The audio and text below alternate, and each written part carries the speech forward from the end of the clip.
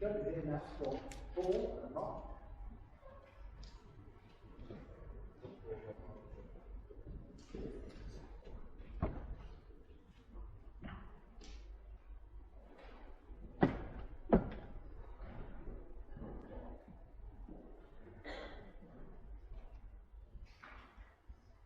Not easy for him, actually.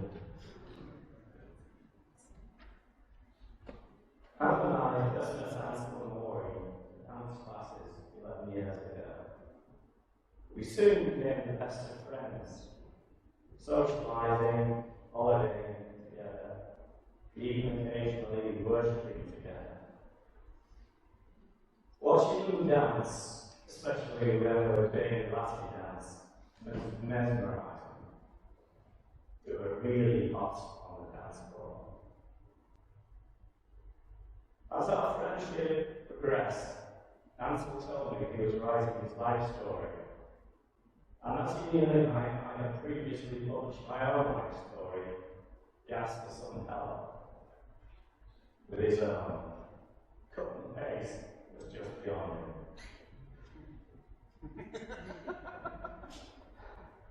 At first, he was reluctant to let me read his life story, as he thought that reading of his humble beginnings and the struggle that he and Maury endured in following their careers whilst raising a family might strain our relationship. Nothing could be further from the truth. The more I read, the more I grew to admire and respect this giant of a man and all he had achieved. To quote from a passage in his book, and from the words of Henry Longfellow, heights that great men reach and keep were not attained by sudden flight, but when, while their companions slept, were toiling upwards through the night. Ansel wrote, "Why have no claim to be a great man? I have every claim to toiling upwards through the night, because that's the only way for me to guarantee success." This success is all the more remarkable when you consider that he went from being humble beings in Jamaica to becoming a senior lecturer at John Moores University whilst being dyslexic. To him, a page of writing was just long word with no space between the words. He would need to study the page and try to recognise each word in the sentence. It would take him 3 times as long to read a book as others. When he knew he was going to give a lecture the following day, he would be up all night mesmerising word for word passages in the students' books he would be referring to. If you went to Jamaica and asked the whole of the population there, did you know Ansel Nugent? You would lucky to find one person who would know this person. To his family and friends, he was always known by his pet name of Earl. And to Ansel, I was always Pablo.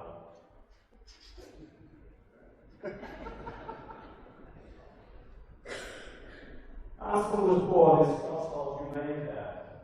He was mainly raised by his grandparents as his mother struggled to survive, working in Kingston before going to England as part of the Windrush generation.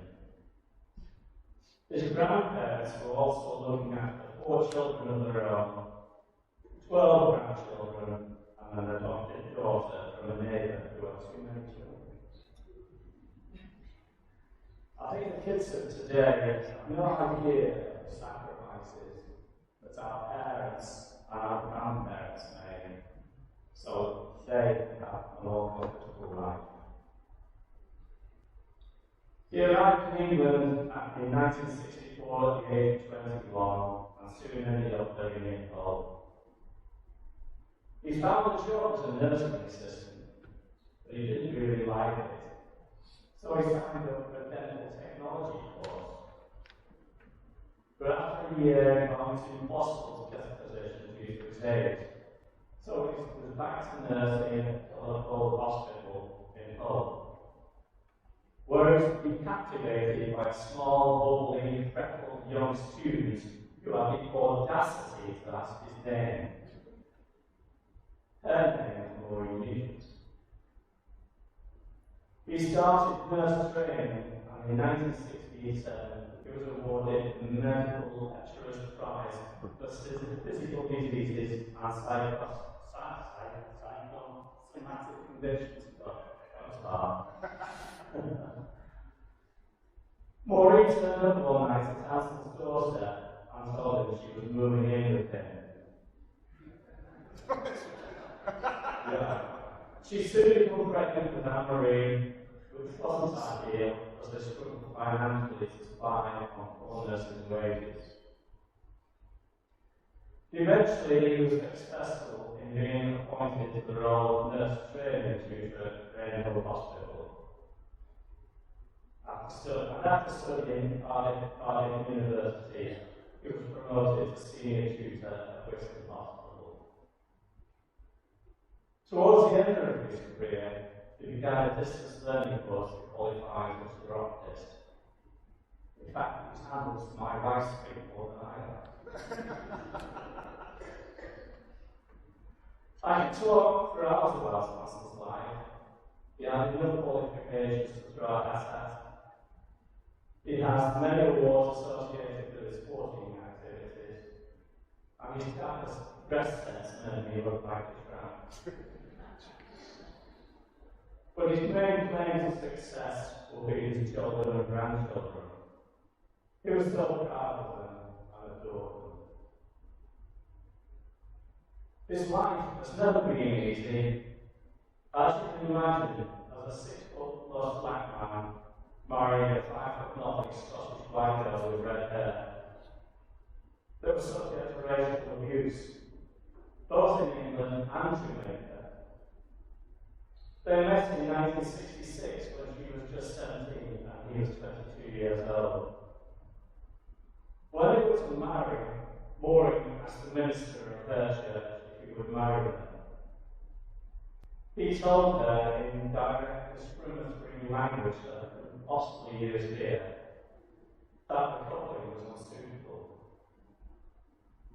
Dismayed, Ansel made the same request for her his minister, only hoping to be told something similar.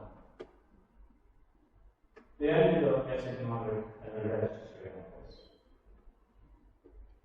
They could cope with the discrimination, unless it involved their children, when Maureen turned into a blue Rottweiler. They couldn't afford a honeymoon, so they decided to go camping to Margate. Ansel's cousin Cynthia had travelled from London for the wedding, and as they were discussing their plans, Cynthia announced that she had booked a further week off work, so she could go on holiday with them. To which they had no objection. The problem being that he only had a 2-man tent, and sleeping accommodation would be tight. When latterly, the farmer realised that there were 2 women and 1 man occupying a small tent, he seemed somewhat puzzled and amused as he viewed Ansel's feet sticking out the end of the tent.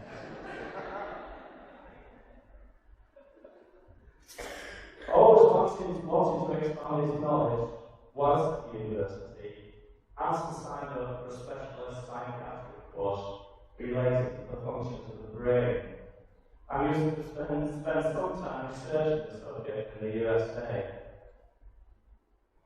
It just so happened that the subject he was to study was in the news, and a TV journalist had researched the web to find an expert to talk on the subject. Finding Ansel's name against a prestigious American institute, he phoned him to arrange an interview.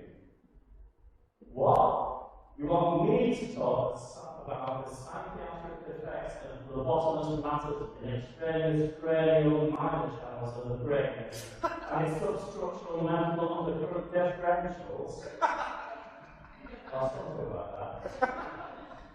I just sort off on the matter.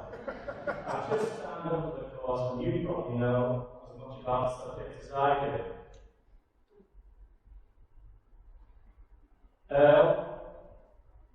I'm a man, I love you as a brother.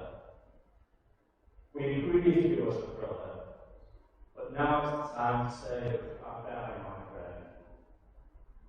Maureen's call for you to join her was far louder than our hope that you would have stayed longer with us.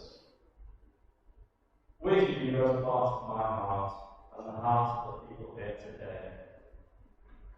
We will miss you terribly, but we will cherish your memory. My wife didn't swear till she met you. Now, one of her favourite words is to swear word you taught her. May the Lord take you to his table.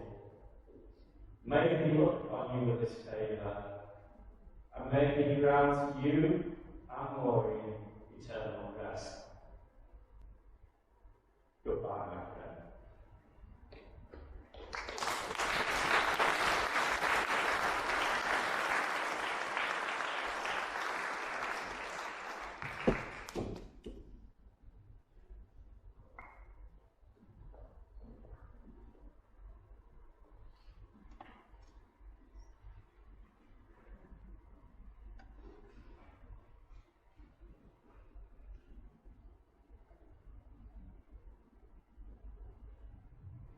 It's my pleasure to escort to the podium my cousin, Cynthia, who accompanied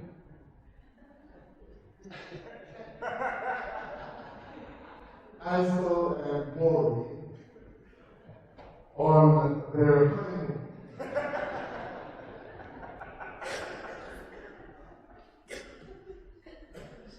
And coined the first 2 men tend to 3 women, well, 3 persons. Pick that up on time. You don't need it. Gentlemen, the back jump up and down way. Okay.